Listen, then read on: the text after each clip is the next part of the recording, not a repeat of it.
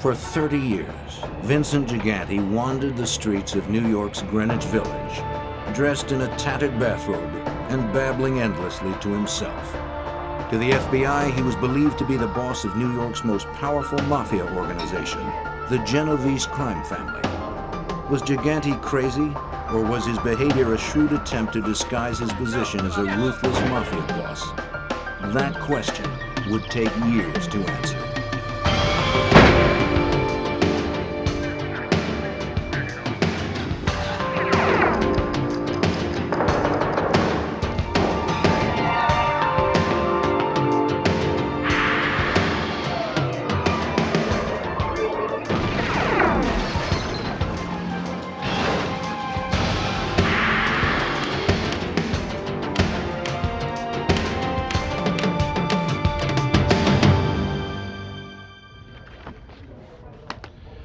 Every family has eccentrics, even crime families.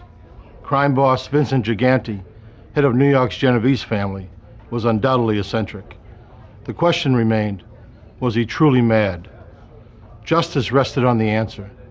Outwardly, he roamed the streets as a doggedly old man, barely in touch with reality. But in the eyes of the law, he was a cunning conspirator and responsible for murder.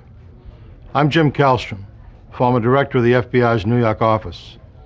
Organized crime takes a concerted effort to crack. The FBI is devoted to cracking it. The case against Gigante hinged on his ability to stand trial.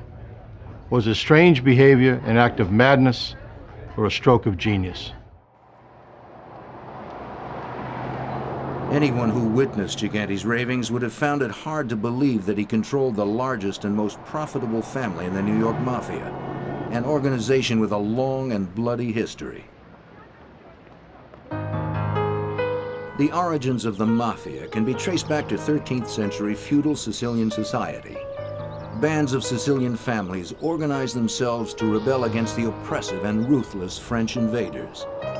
Mafia, the acronym for the Italian Morta alla Francia Italia Anela, which translates to death to the French is Italy's cry, became the name that these organized families used to refer to themselves, its meaning synonymous with men of honor. By the 19th century, the Mafia re-emerged in Sicily as a purely criminal culture, mostly hiring themselves out to wealthy landowners to oppress upstart peasants. More and more, the goal of the Mafia became focused on how to generate illegal profits.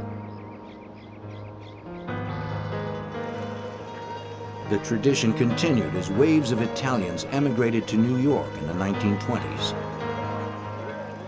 Most immigrants lived in cramped and poor conditions. As a result of growing ethnic tensions, Sicilian Americans became the target of growing resentment. They needed Mafia protection more and more. Louis Scilero, a third-generation Italian-American, is head of the FBI's New York field office.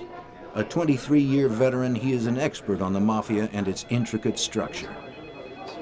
When they first became prevalent in New York City, it primarily victimized members of the immigrant community, where in lower Manhattan they became the victims of extortions and protection rackets. And that's how the Cosa Nostra families originally got their start. With Prohibition, influence of the crime families grew out from the isolated neighborhoods and began to spread nationwide. A new form of underworld cooperation emerged. Various crime families across America banded together to supply illegal alcohol to a country willing to pay for it.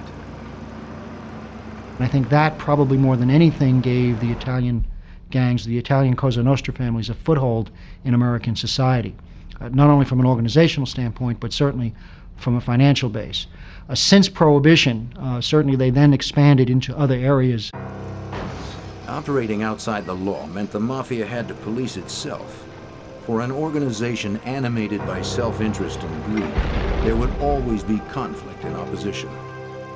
An elite group of killers were organized to enforce Mafia rules, thereby ensuring its survival. This group of mob enforcers came to be known as Murder, Inc. By the early 1940s, Murder, Inc. would be responsible for hundreds of mob-related murders nationwide. The powerful New York bosses during the Mafia's early years, Lucky Luciano and Frank Costello, set up a ruling body for the Mafia, responsible for delegating territories and duties among the various gangs nationwide. Home for America's 5 largest families, New York remained the center of the Mafia's expanding foothold in America. It remains so to this day. The 5 New York families consist currently of the Gambino family, the Bonanno, the Lucchese, the Colombo, and the Genovese family. Each of those families are also members of the Commission and also have their base in New York City. The Commission, composed of the bosses of the 5 New York families, acts as a criminal board of directors, settling disputes between families and making major decisions on Mafia business. Each family is governed by its administration, comprised of the boss, the underboss, and the consigliere, or counselor, who are responsible for directing their family's criminal activity. Below the administration in the family hierarchy are the captains. The captains are the leaders of crews of soldiers, the men responsible for carrying out the day-to-day criminal activity. To become a soldier, properly known as a wise guy or good fella, an individual has to first be made or officially inducted into the secret society. He must blindly obey the rules of Cosa Nostra, Italian for this thing of ours. He is sworn to put the family ahead of all else. If he is asked to kill, he must faithfully do so. It was against this backdrop, a bustling immigrant community with an expanding Cosa Nostra influence, that Vincent Gigante grew up. His parents came from Naples and settled in Lower Manhattan. Vincent finished 8th grade and started trade school, but soon dropped out. Less than a decade later, Gigante became a wise guy in the Genovese crime family. Vincent Gigante's crime career spanned a turbulent time in American Mafia history. The mob had expanded its reach into legitimate businesses, the various families fighting to control them. And in the ensuing turf wars, violence was often the final arbiter. The family that Gigante attached himself to was steeped in Cosa Nostra's American origins.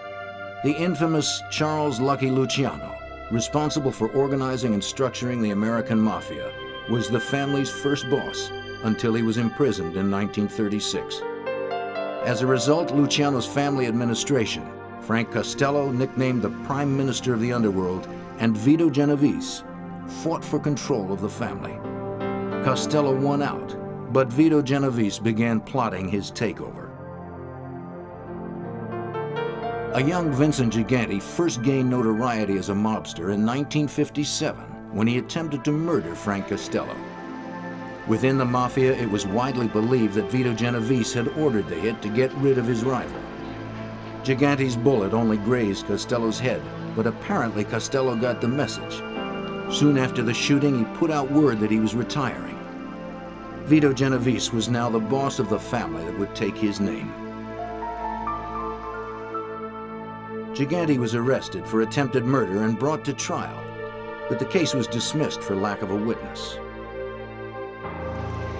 The location and angle of Costello's wound indicated he probably saw the would-be assassin, but at the trial, he failed to identify Gigante as the shooter.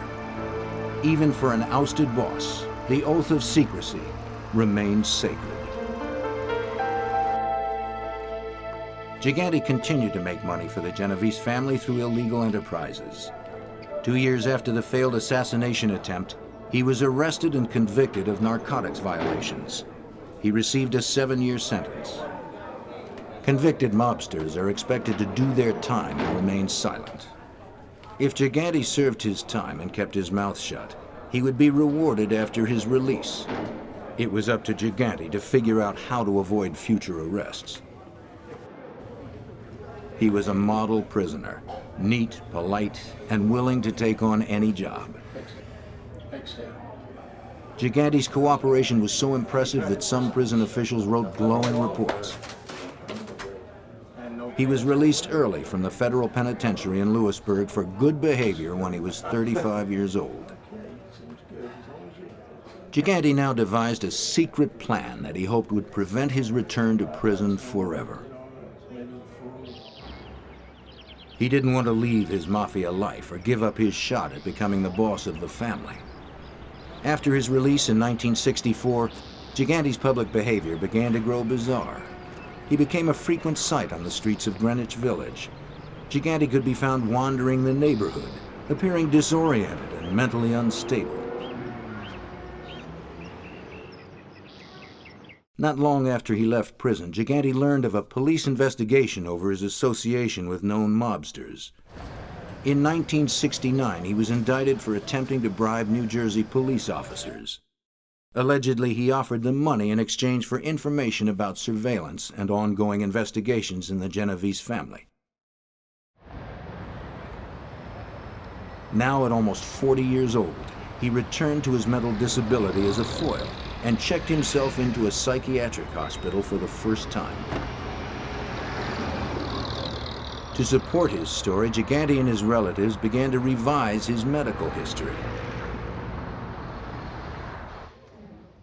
While Gigante was at Lewisburg, his mother had been required to fill out a detailed family history. She said Vincent was a healthy, happy child. She noted only a speech impediment and a slight heart murmur. He had been a boxer, but never had a serious injury.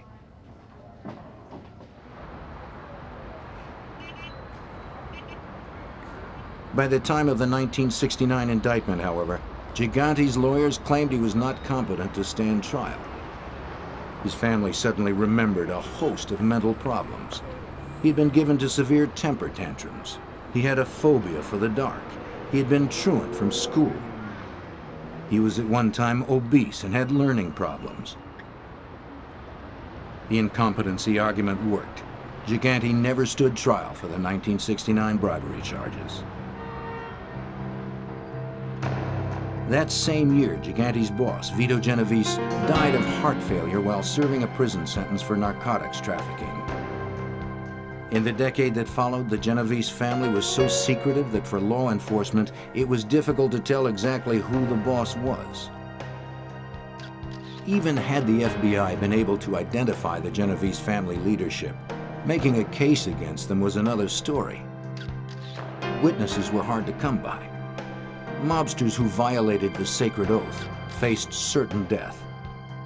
The best the FBI could do was to go after individual crimes. There were no laws that focused on bringing down the entire criminal family.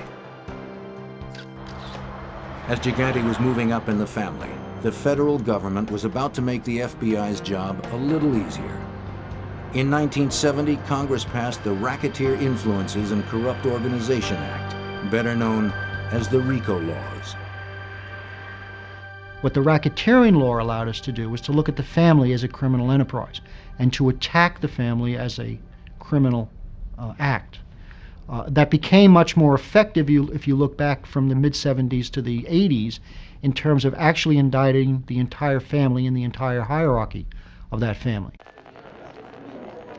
The RICO laws require that the government prove that Mafia families are essentially criminal enterprises.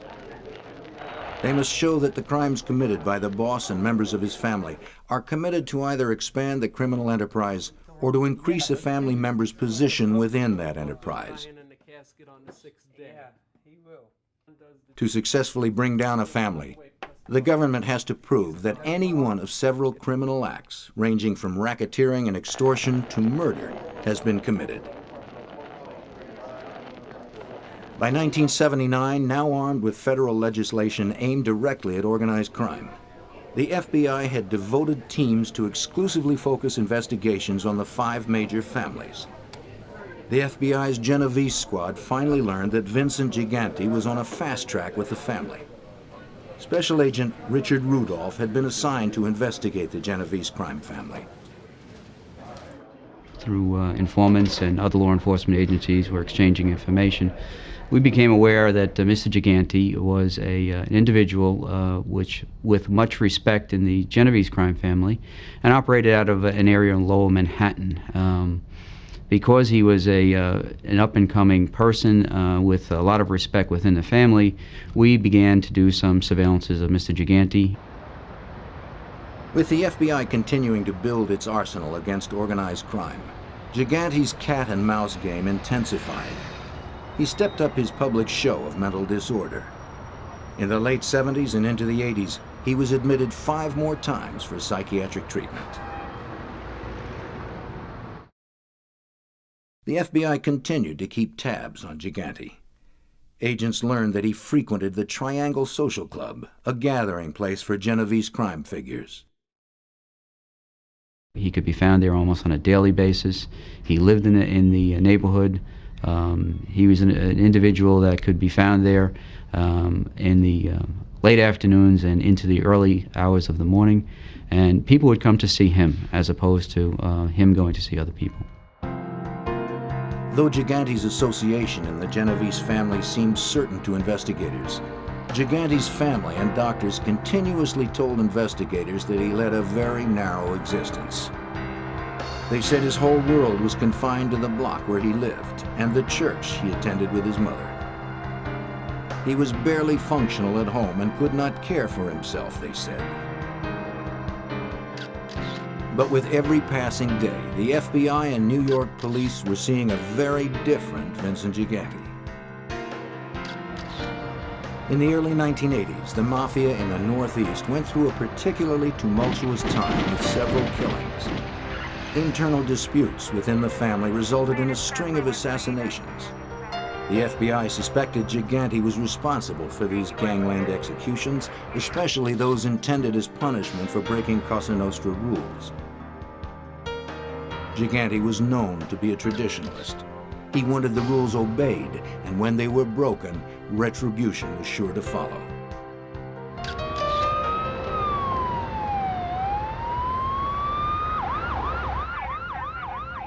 It started with the murder of Philadelphia crime boss Angelo Bruno. Although Bruno's family was well outside New York, all families answered to the members of the commission. Gigante was upset because Bruno had been assassinated by his own men in a grab for control of the family. A Cosa Nostra rule had been violated. No one can kill a boss unless the commission sanctions it, and they seldom do. It was rumored that Gigante himself launched an investigation into Bruno's murder.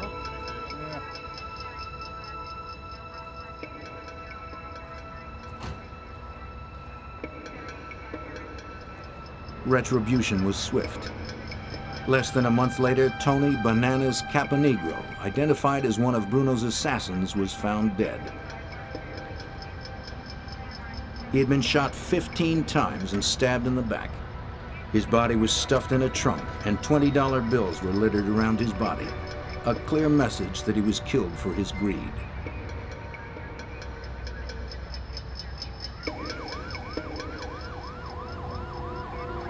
On the same day, another body was discovered. This time it was Fred Salerno, dead of gunshot wounds, dumped in a vacant lot. He too had allegedly participated in Bruno's murder.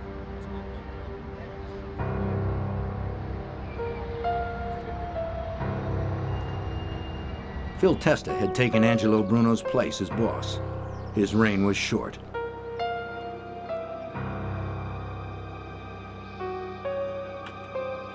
Almost a year after Bruno's execution, Testa was blown up entering his own home.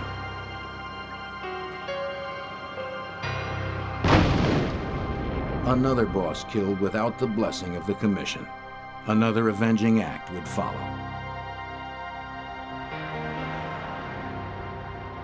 Rocco Marinucci was next, found dead with fireworks stuffed in his mouth. A gesture designed to show that he was killed for the way in which he had killed Testa.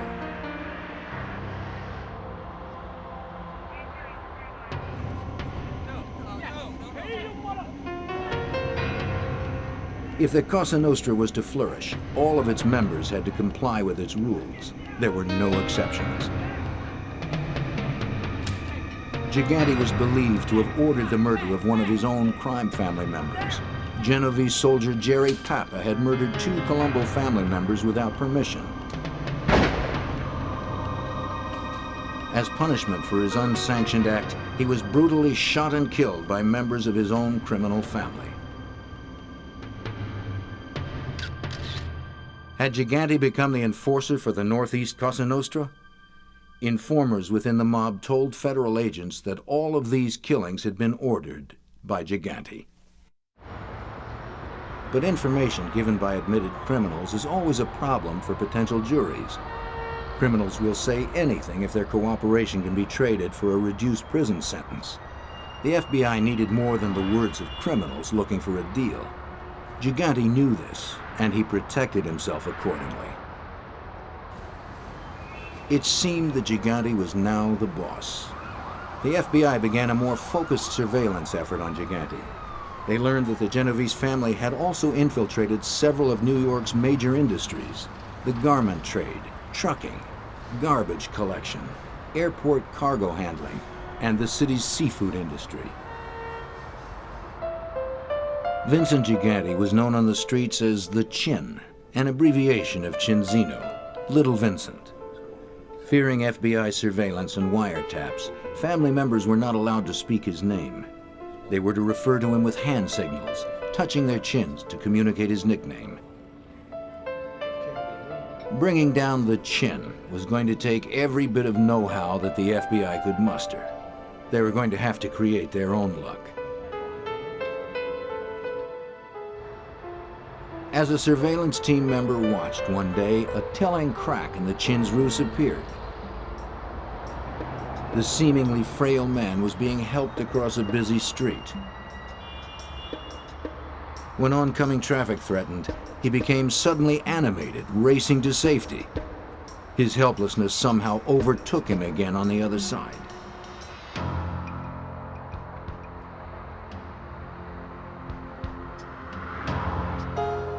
Clearly, there were two Gigantes, the mentally troubled one displayed to the public, and the determined boss of the Genovese administration. The FBI would soon learn of a third.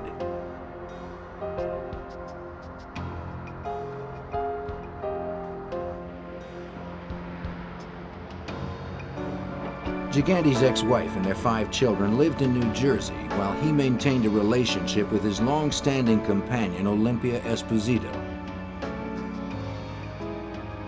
He usually called on her late at night, looking quite dapper before he was aware of the surveillance. We learned that he frequently visited a townhouse which was located up on 77th Street and the east side of Manhattan, where we later learned that a common law, he was living with his common law wife, and he had been married previously, and this was his second family there at this residence. Soon the FBI knew all of the Chin's hangouts. This gave surveillance teams an opportunity to observe Gigante without his knowledge. A major break came when NYPD Organized Crime Task Force member Detective Tom Bruno was able to snap photos of some of Gigante's activities.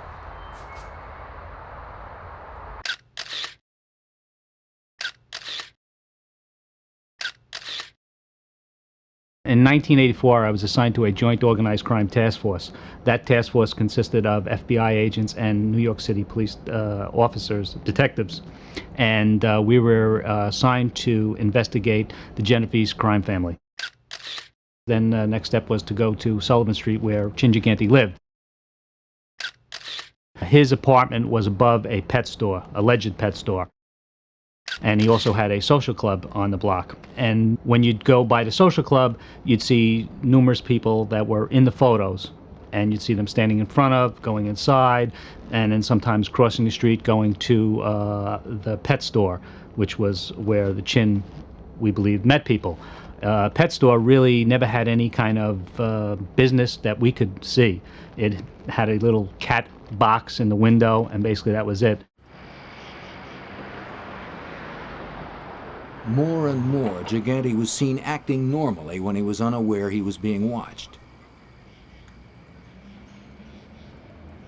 I see Chin Gigante and I see Andrew Gigante, which is his son, come out of his residence. And I'm just minding my business, walking up the block. Andrew leaves to get in his car, and Chin is standing on the corner, and he wasn't helped out of his building, and he was standing on the corner. Andrew gets in his car, pulls out. As he pulls out, there's a car coming up Sullivan Street. It blows the horn. Chin Gigante yells, "Hey, what are you, in a rush?"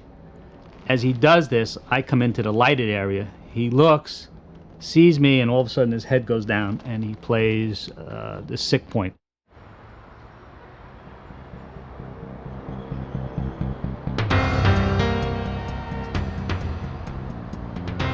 Another break followed Detective Bruno's surveillance successes. The FBI managed to rent an apartment close to the townhouse of Gigante's companion, Ms. Esposito. An agent would exit through a back door in the rented apartment building and position himself about 50 feet from Ms. Esposito's townhouse. From there, Ms. Esposito and Gigante could be seen from time to time. An agent watched the couple for 4 months between midnight and 2 a.m. Assistant U.S. Attorney Andrew Weissman, who later would have to prove Gigante's competency to stand trial, was delighted with the agent's observations. And lo and behold, when he was inside in a place where he didn't think he was being observed, he did all of the normal things that any of us would do. As a matter of fact, what was unusual about those surveillances was that there was nothing unusual about him. He was normal. He was talking to people. He was counting money. He never wore a shoddy bathrobe. Indeed, the only time he was seen in a bathrobe was, not surprisingly, when he got out of the shower. He would wear a nice, fluffy, Brooks Brothers type bathrobe, which was not at all like the bathrobes that he would wear when he was on the street. So it became pretty obvious to the people conducting the surveillance that he was engaging in a concerted effort to give an appearance to the public that was false, that was not the way he behaved in real life. Investigators continued to watch Gigante's bizarre public behavior. But photos themselves are only a single link in proving criminal activity. Investigators needed hard evidence to corroborate what the photos were suggesting, that Gigante was in fact the boss. One wiretap conversation between Genovese crew members gave investigators more proof of Gigante's position in the family. On the tapes, known Genovese members were complaining about the chin. Assistant U.S. Attorney George Stamboulidis reviewed these tapes to help prepare a case against Gigante. He's constantly nitpicking his men, trying to always, with a million questions, drilling them and questioning them on what they're involved in. He's always looking to get money from them, or money from some of the schemes and how he earned, and how much money he would make from the gambling operations at the Triangle Social Club and things like that. While Gigante micromanaged the internal affairs of his family, the tabloids began calling him the Odd Father. He would check himself in to a hospital once a year for what his colleagues in the Mafia sarcastically referred to as tune-ups, so that he would have a paper trail showing that he had some, or giving the impression that he had some mental condition. And with the assistance of people around him and people in his family, he was able to cultivate this paper trail, giving the impression to anyone who looked at the cold medical records that here's someone who, year in, year out, was being treated for some form of mental illness. Gigante knew how to protect himself, both publicly and privately. Mr. Gigante was very clever in how he conducted business, and he limited his contacts with members of the family. If there were messages or items to be discussed regarding illegal activities conducted by the Genovese family, there would be messages passed on to people immediately surrounding him.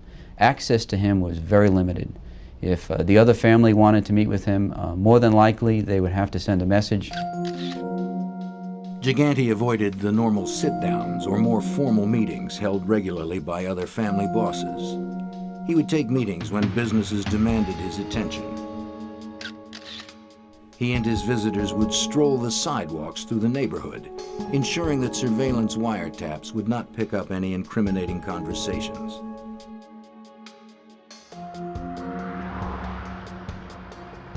The always careful Gigante also suspected Ms. Esposito's phone was tapped, and it was.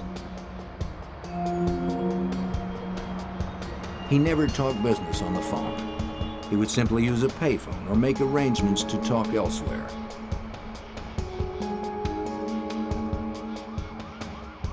The FBI would not be able to use the Chin's own words to make a case against him.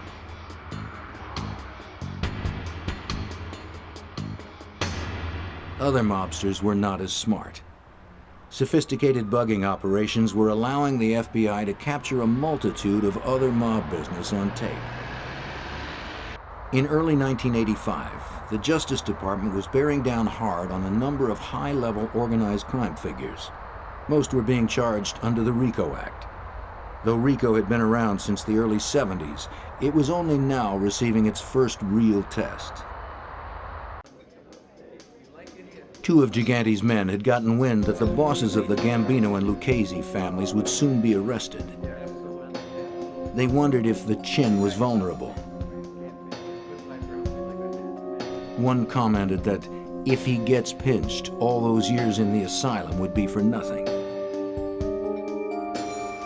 On February 19th, the arrests of several crime family bosses were made.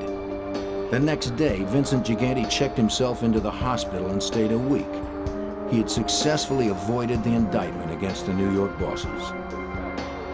Among those arrested was Paul Castellano, head of the Gambino crime family. Prosecutors never brought him to trial. He was killed before they had the chance.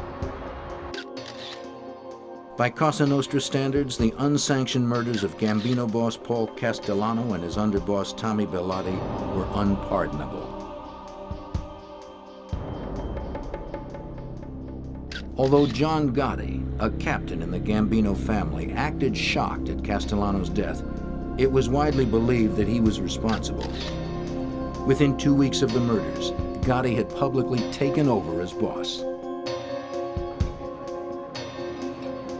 Vincent Gigante issued a subtle warning to Gotti. Without mentioning names, he told Gotti that the murderer would have to pay. It took 2 years, but in 1987, Gigante acted to avenge the murder of his friend and partner in mob business. Through his counselor, Bobby Manna, and some Lucchese family members, Gigante plotted to have Gotti killed.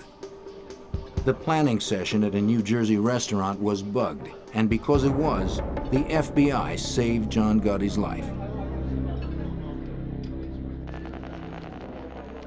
If agents intercept information of a murder plot, they are required by law to try to prevent the killing. So based on the tape, agents warned Gotti. Acting on the FBI warning, John Gotti changed his plans on the day the murder was to take place. Because he was not where he was expected, the murder plot failed. Gigante, however, did not give up. He asked Vic Amuso, acting boss of the Lucchese family, to supervise another hit. It was up to Amuso and his men to work out the details. And that was to have Amuso reach out to Al Diorco, one of his trusted men, just as Manna was one of Gigante's trusted men, and have Diorco use his contacts in other parts of the country to acquire a remote-controlled bomb. But Gotti was arrested and imprisoned before the second plot could be carried out. He died of cancer while serving a life sentence for racketeering involving extortion and murder, including Castellano's. Meanwhile, the FBI had Chin's men on tape conspiring the murder. As the FBI's investigation into Genovese family operations continued, information about a corrupt construction scheme was coming to light. They learned that for years, much of the Genovese family income came from one segment of the construction industry, the window business. The family had managed to keep its hold on window replacement jobs for all of New York City's public housing projects. We learned that at that time there was a an enormous amount of money being put into refurbishing some of the New York City Housing Authority windows. There was an energy crisis underway, and the timing of this was ideal for the organized crime people to become more active in it.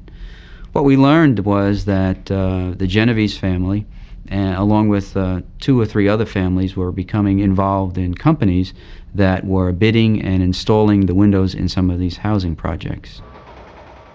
From the late 1970s up until the late 1980s, there was approximately $190 million worth of contracts given out by the city of New York for the window replacement industry. It was classic mob business and a textbook example of racketeering. The Mafia took over an industry to the exclusion of legitimate businesses. Union officials were corrupted. In this case, Iron Workers Local 580. Bids were rigged, and companies or workers trying to play by the rules lost out. For years, the Lucchese and Genovese families operated their construction schemes autonomously. By the early 80s, they realized that a partnership would be much more profitable. By this time, the Lucchese family had a firm hold on Local 580, and the Genovese family had corrupted several contractors. They cooperated because it meant more business. By using the Local 580 as a tool, they were able to exclude several contractors from coming in and bidding on some of these projects, and in essence created a somewhat of a monopoly for themselves. On nearly all city housing authority work, and on much of the new construction for the city, the Genovese contractors and installers paid $2 a window. $1 went to the Lucchese family, 25 cents to the collector, and 75 cents to the boss for the family's role in handling the union. The other $1 went to the crooked union officials who looked the other way as jobs went to non-union workers. Refusal to cooperate often carried a penalty of violence. In the late 80s, a carpenters union delegate had both of his legs broken by Genovese men for refusing to cooperate, though he maintained that he was unable to get a good look at his attackers. And in 1992, a delegate from Local 580 was shot and killed coming out of his house on Long Island over a disagreement with his Cosa Nostra contracts.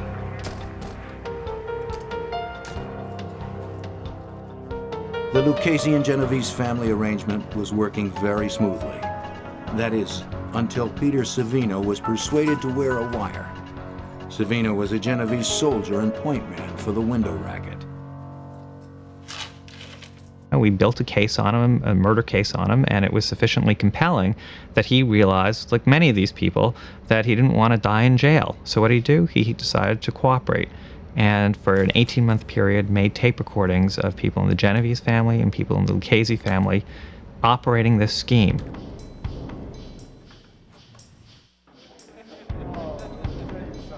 Vincent Gigante didn't realize Peter Savino was turning on him. He was happy with Savino's work and satisfied with the window scheme's progression.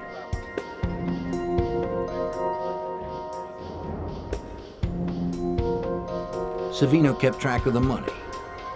He managed the contracts. He supervised the bids. He arranged the payoffs.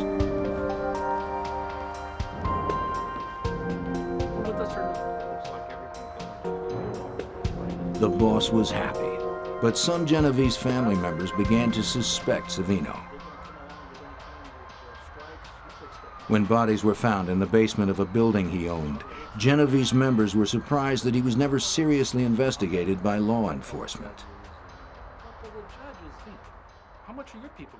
As a result of that, people speculated, well, Savino wasn't arrested, yet these bodies were found in a building that's tied to him. Maybe he's cooperating, but nobody was really sure. Savino was a cash cow for Vincent Gigante. He was bringing in hundreds of thousands of dollars for the Genovese family every month. So when Gigante was told of Savino's betrayal, he chose not to believe it and initially refused to order him killed. Savino continued to wear the wire, trying to get other family members to acknowledge Chin and his position as boss of the family. Gigante's troops, however, could never be persuaded to break the boss's rule about not mentioning his name. Remember Uniseal? Vincent had said when it came time to bid. Oh, okay, I'll mention him. He had said to go out and bid the work. It was, don't mention that name. How can you talk like that? That was pretty damning proof. Even though it didn't give you a specific crime, it told you that this was a man to be feared. It was hardly somebody who was incompetent. Shortly thereafter, it came to Gigante's attention that Savino was in fact cooperating. Furious at this betrayal, Gigante ordered the murder of Peter Savino.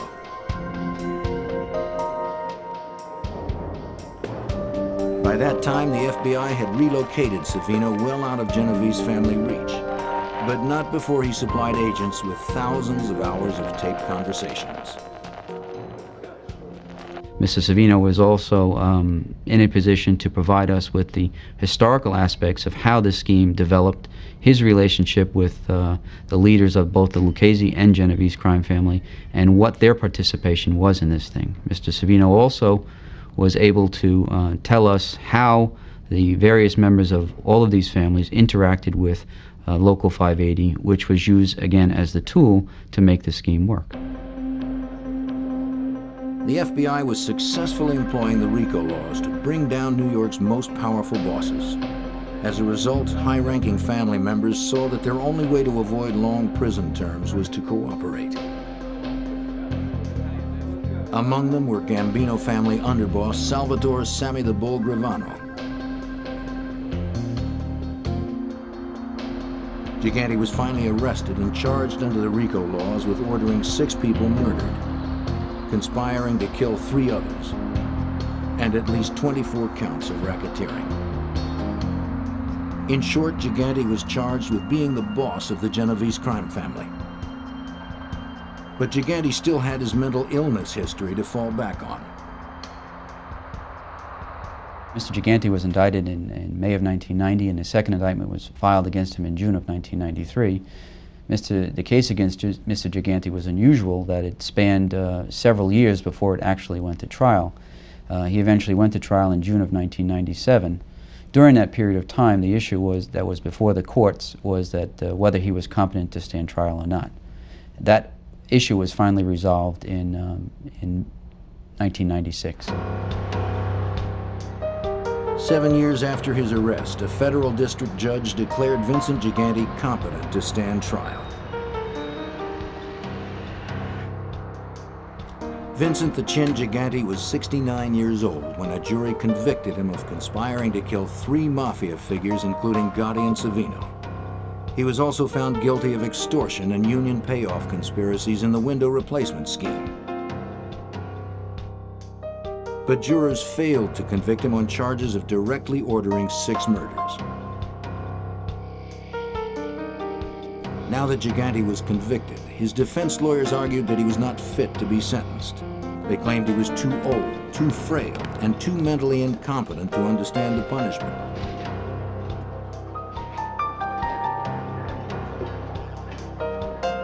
While awaiting sentencing, Gigante was confined to a prison hospital and examined by several doctors. Gigante was given several PET scans, a procedure that uses a radioactive tracer to measure brain chemistry. A 1991 scan, first read as normal, was later found to be too flawed to use in diagnosis. A 1993 scan did show some abnormalities. But at least one expert, Dr. Jonathan Brody, judged these abnormalities as not consistent with dementia. Dr. Brody is an attending psychiatrist at New York's Bellevue Hospital and a professor at New York University's School of Medicine. He also conducts research on schizophrenia. Mr. Gigante, at the time of the scan, was purportedly taking medication that affects the brain. And because it affects the brain, it affects brain chemistry, and brain chemistry is what a PET scan is all about. Gigante was taking an antipsychotic medication and antidepressants, a low-potency tranquilizer, and sleeping pills. So Dr. Brody was skeptical about the PET scan, but had yet to examine the patient.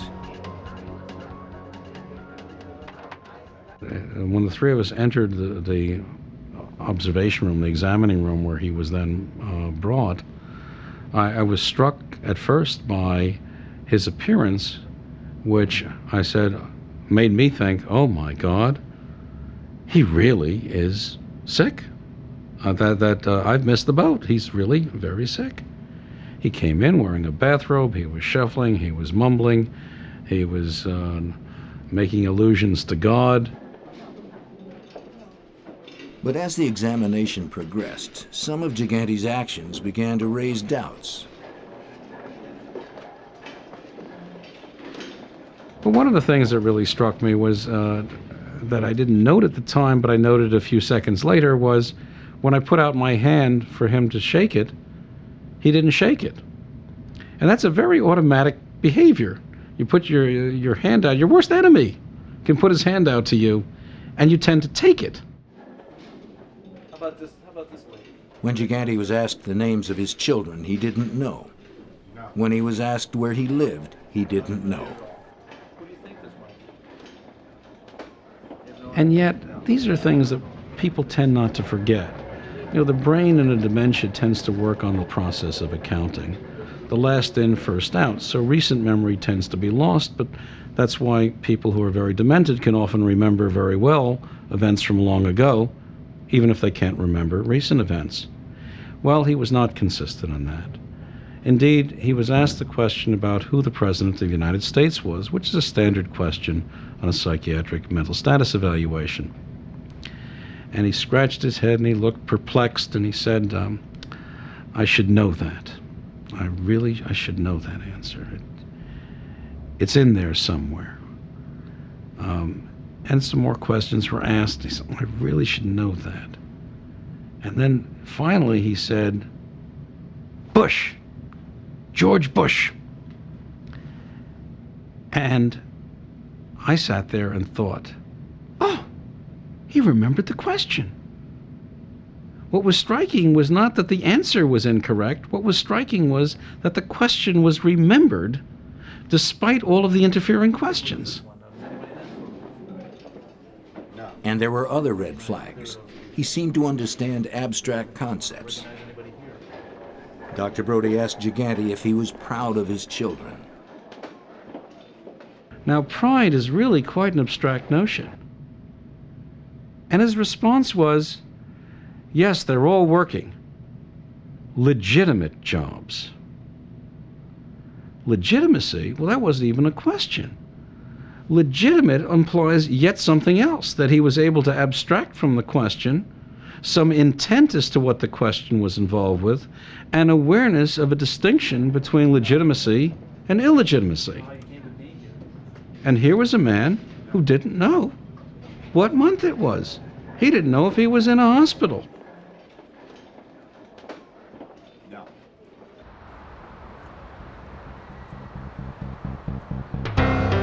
These and other inconsistencies contributed to Dr. Brody's conclusion that Gigante did not suffer from progressive dementia, vascular dementia, or schizophrenia. Guards assigned to watch Gigante during his pre-sentencing hospitalization also found his behavior normal. They testified that he was active around his prison hospital cell and polite to the hospital staff. He did not need help to shower, to groom himself, or to feed himself. The lawyers all put in affidavits that they couldn't communicate with Vincent Gigante at all. Well, when he was in jail, he managed to speak with the prison counselors. When you sort of talk to the sort of low-level people in jail who have to take care of inmates on a day-to-day basis, it turns out he knew exactly what had happened. He knew he had been on trial. He knew that Gravano had testified against him and didn't have very nice things to say about him. He knew that his sentencing was upcoming. He knew what the issue was before Judge Weinstein as to that he had to decide that he was competent to be sentenced. It was completely at odds with what his lawyers were telling Judge Weinstein. Some psychiatrists thought Gigante really was incompetent. Others thought he was faking. 5 months and dozens of tests later, the judge ruled. The judge said, "In short, the defendant's cognitive and emotional capacity and his communication skills are equivalent to other 69-year-old defendants with limited education. No hallucinations interfere with his abilities to participate in sentencing. He understands the fundamentals of criminal substantive law and procedure. He is deliberately feigning mental illness to avoid punishment which he fears. Defendant is competent to be sentenced and to serve an appropriate term in prison." Shaliro described efforts of the FBI and prosecutors as historic and courageous. This has been a battle that certainly I've been involved with for the last 20 years, and certainly I think agents that will continue that on over the next 5 or 6 years. If the effort could be sustained and the resources maintained, I think we're on the verge of really reducing the effects and the impact of the Cosa Nostra. To be sure, the government's legal victory in the Gigante case was partial. The jury, after all, failed to convict him of the 6 murder charges. He was originally sentenced to 12 years. In 2003, he pleaded guilty to obstruction of justice and earned 3 more years, finally admitting in court that he had been faking insanity the entire time.